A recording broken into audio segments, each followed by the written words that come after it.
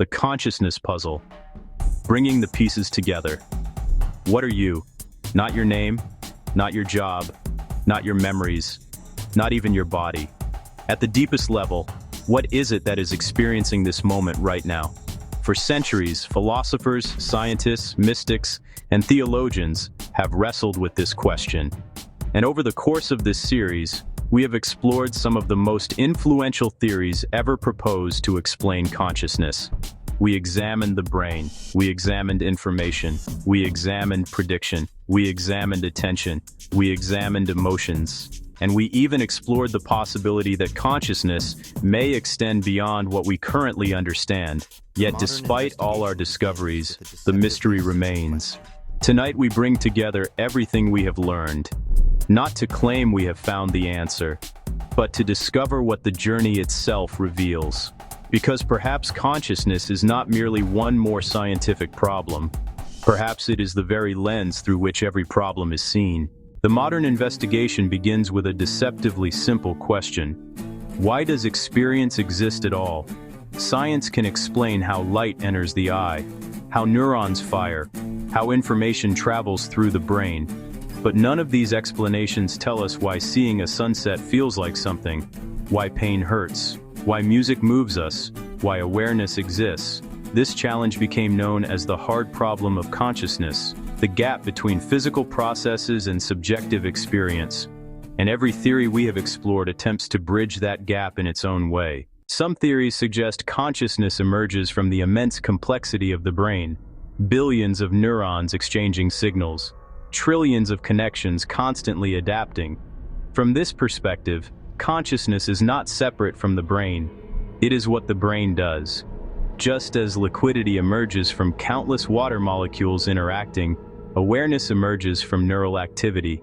This view has tremendous scientific support.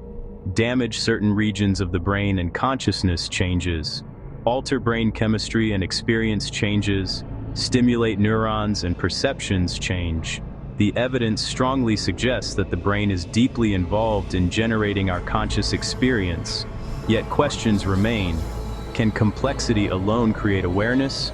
Or does complexity merely provide the conditions for something deeper? Integrated information theory proposes a fascinating possibility. Consciousness corresponds to the amount of information a system integrates into a unified whole. According to this view, awareness exists when information becomes irreducibly interconnected. A conscious experience is not a collection of separate pieces. It is one unified reality. When you look at a rose, you do not experience color separately from shape or fragrance. Everything arrives together as one experience. This theory attempts to measure consciousness mathematically, a remarkable achievement. Yet critics ask whether information itself can truly explain subjective experience. Can mathematics account for the feeling of being? The debate continues. Imagine your mind as a vast theater. Countless processes operate behind the scenes. Most remain hidden, but when information reaches the spotlight, it becomes available to the entire system. This is the essence of global workspace theory. Consciousness acts like a broadcasting network. Information enters awareness when it becomes globally accessible. The theory explains many experiments involving attention and decision-making. It helps us understand why some thoughts become conscious while others remain unconscious. But again, a question lingers. Does broadcasting information create consciousness? Or does it merely describe how consciousness operates? One of the most surprising ideas we explored is that the brain may function primarily as a prediction engine. Rather than passively receiving reality, the brain continuously predicts it.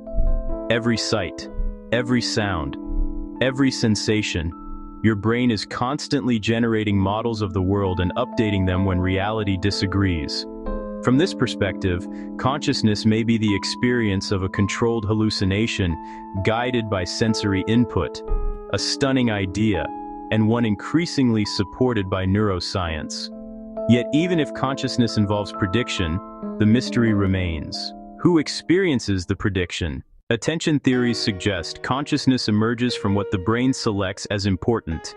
Out of billions of incoming signals, only a tiny fraction reaches awareness. Attention acts as a filter, A spotlight, a guide.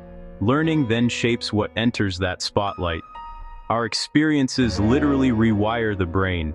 The person you are today is partly the result of countless moments of attention accumulated over a lifetime. These theories reveal something profound. Consciousness is not static. It evolves, it learns, it adapts. But consciousness is not merely information. It is feeling, joy, fear, love, grief, wonder. Affect-based theories propose that emotions are not secondary features of consciousness. They may be central to it. After all, what would consciousness be without feeling? A world experienced but never cared about, a reality observed but never valued. Emotion transforms information into meaning, and meaning shapes the choices we make. In this view, consciousness is not simply knowing, it is caring. Throughout history, many traditions have approached consciousness differently. Rather than asking how matter creates awareness, they ask whether awareness comes first. Mystics across cultures have described consciousness as fundamental, the ground from which reality emerges, the witness behind every thought, the silent presence beneath every experience. While science investigates mechanisms, spirituality investigates direct experience. These approaches often seem opposed, yet both are attempting to understand the same mystery from different directions. One looks outward, the other inward. Perhaps both perspectives have something to teach us. After all these theories, what have we discovered? We learned that consciousness is connected to the brain. We learned that information matters. We learned that attention matters. We learned that prediction matters. We learned that emotion matters. And we learned that subjective experience remains profoundly mysterious. Each theory explains part of the puzzle. None explains everything. Perhaps that should not disappoint us, because reality often reveals itself through many layers.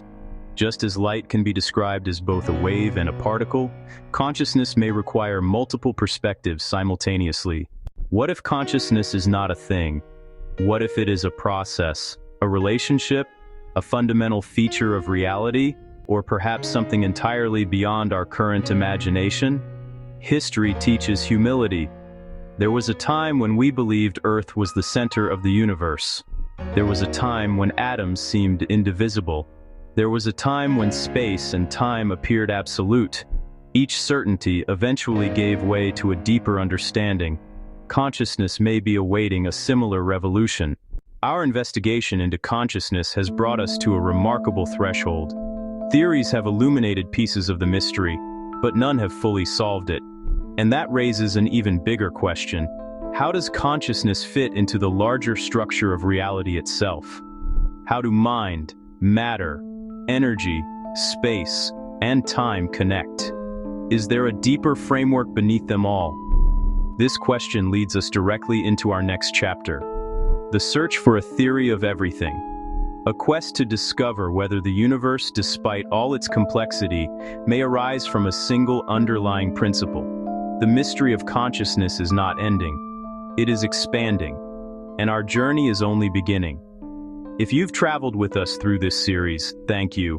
And if you're ready to take the next step into one of the greatest scientific and philosophical adventures ever undertaken, join us for the next chapter, the search for the theory of everything. Because to understand the universe, we may first need to understand ourselves. The ideas we've discussed today are part of a journey I've been on for years. Writing Iris. A journey through the unknown in pursuit of the ultimate truth was one way of exploring those questions in greater depth. If you'd like to continue the journey beyond these videos, you'll find the book linked below. This is a journey within. Thanks for watching. Please like and subscribe.